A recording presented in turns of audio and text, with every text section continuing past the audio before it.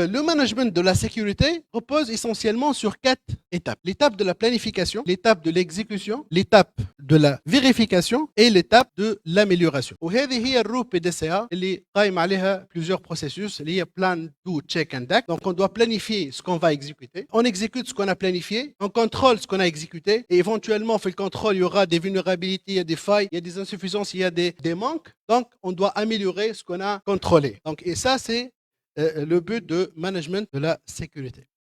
Le management de la sécurité, c'est essentiellement la gestion des risques. Est-ce que la gestion de la sécurité, ce n'est que la gestion des risques ou bien il y a d'autres facteurs qui rentrent en jeu?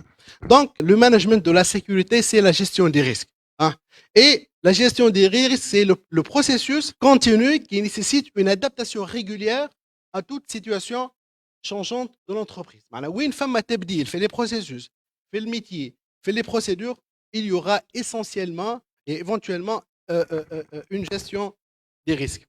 La gestion des risques, c'est le fait d'identifier, évaluer et gérer les risques d'une entreprise. المرسوم عدد 17 اللي خرج في 11 مارس 2023 يحكي على السيكوريتي. المرسوم جاء عمل قوة شوية في الدوزة وفرض معناها خطية مالية على الشركات اللي ما تعملش لوديت. Il a cité un ensemble de termes, il a défini un ensemble de termes, mais le terme essentiel اللي هو l'actif, il n'était pas défini في الوقت هذا.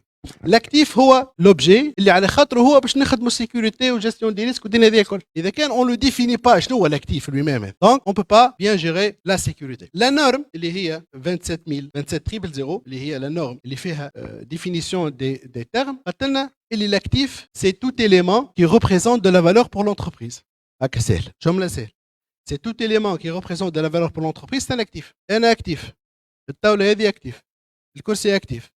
mais مع اختلاف الدرجات وينقسموا الى قسمين. عندنا لي زاكتيف بريمورديو اللي من غيرهم l'entreprise elle peut perdre son activité وعندنا لي زاكتيف دو سوبور. باهي لي زاكتيف بريمورديو هما حاجتين l'être humain والداتا اللي حاجتين ما يتبدلوش on peut pas les remplacer donc sont des actifs primordiaux. ما عدا ذلك كل ديك زاكتيف سوبور ماكينات سيرفر سويتشوات تحب انت 6 جي 7 جي 30 جي c'est du support. tous أي حاجة elle peut être remplacée sauf l'humain et les données. Donc هذوما les deux actifs primordiaux. La norme elle a donné une définition claire, c'est tout élément qui représente de la valeur. Pour l'entreprise elle a donné deux définitions différentes. Nesqual elle parle d'analyse des risques comme étant une moulinette. Personne ne sait qu'est-ce qu'il y a dedans, d'accord? Il y a des processus en entrée, il y a des risques analysés en sortie. C'est-à-dire la monnaie. Mais l'analyse des risques, elle est fondée sur des formules mathématiques claires avec lesquelles on peut mesurer et analyser le risque. Le risque, ce n'est que la valeur de l'actif, que je viens de citer la définition. Chaque actif, il est valorisé dans l'entreprise. D'accord? Chaque actif, il a une valeur. Comment on peut valoriser un actif? Comment je peux valoriser ce laptop-là? Donc, l'actif, lorsqu'il est remplaçable dans la journée, lorsqu'il ne nécessite pas une compétence rare pour le traiter, lorsque le coût il est faible, donc la valeur de l'actif elle est faible. Lorsque l'actif, par exemple, il est remplaçable dans les 6 mois qui viennent, lorsqu'il nécessite une compétence rare pour le traiter ou bien pour le réparer, etc., lorsque le coût il est élevé, donc le coût il est, sa valeur elle est élevée. Et c'est comme ça on peut valoriser les actifs. Le risque, il est proportionnel à la valeur de l'actif. Plus la valeur de l'actif elle est élevée, plus le risque il est élevé. VR, c'est la vraisemblance, ou bien la probabilité d'occurrence du risque. La probabilité d'occurrence de risque, elle est calculée sur la base d'un tableau. Hein. Si le risque il se produit chaque mois, donc il a une certaine valeur.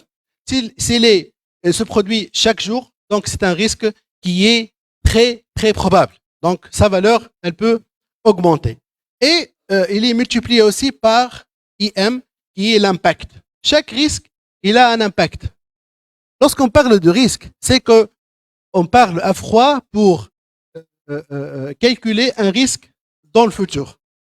Lorsque le risque, il aura lieu, Donc, on parle d'incident.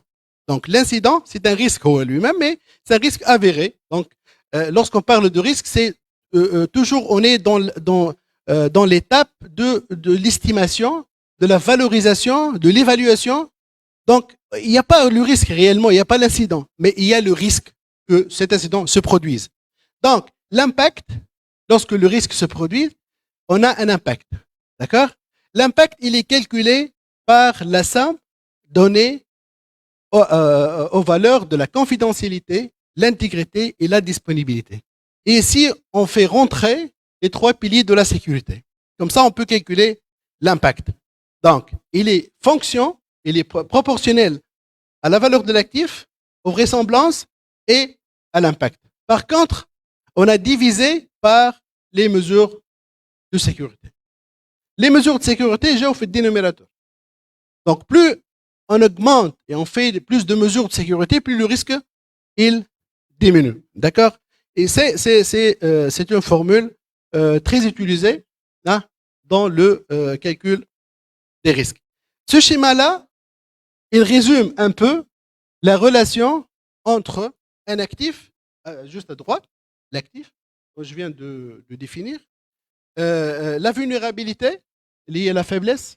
La vulnérabilité, c'est une faiblesse, c'est un manque, c'est une insuffisance. Hein, et les mesures de sécurité, les menaces et les risques. La menace, elle exploite la vulnérabilité. On ne peut pas supprimer les menaces de la nature, mais on peut jouer sur la valeur de la probabilité. Donc, la menace exploite la vulnérabilité. La vulnérabilité peut augmenter le risque. Les mesures de sécurité peuvent réduire le risque et peuvent présenter eux aussi des vulnérabilités. Et les risques peuvent nuire à l'actif et l'actif, il présente des vulnérabilités. Ce schéma-là, il résume un peu la relation entre ces paramètres-là. La transformation digitale, c'est le processus par lequel les entreprises, ou bien les organisations, adoptent les technologies numériques pour changer la façon de fonctionner, d'interagir avec le client. Il y a beaucoup d'experts et des professionnels du métier, ils font la confusion entre la digitalisation et la transformation digitale. La digitalisation, c'est le fait d'introduire des applications pour digitaliser quelques processus. Et on s'arrête là. Par contre, la transformation digitale, c'est un chambardement total dans la façon de gérer, la façon de manipuler, la façon de produire, hein, et la façon même, les processus métiers de l'entreprise changent totalement avec la transformation digitale.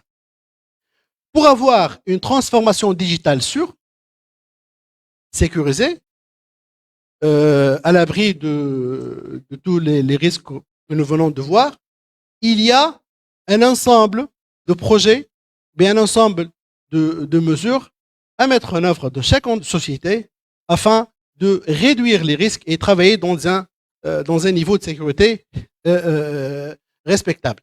Donc, le premier projet, c'est la mise en œuvre d'un système de management de la sécurité de l'information conformément à la norme ISO 27001 et le certifier, bien sûr. Parce qu'il y en a beaucoup de sociétés en Tunisie qui font le système. Ils viennent juste avant l'étape de certification et ils annulent tout. La question qui se pose, pourquoi vous avez dépensé de l'argent, pourquoi vous avez investi, hein, et vous n'avez pas passé à l'étape de la certification. Vraiment, c'est bizarre. Mettre en œuvre un plan de continuité d'activité après sinistre majeur. D'accord? Et bien sûr, avec le SOC, le NOC et le training et toute la panoplie des projets pour gérer la sécurité.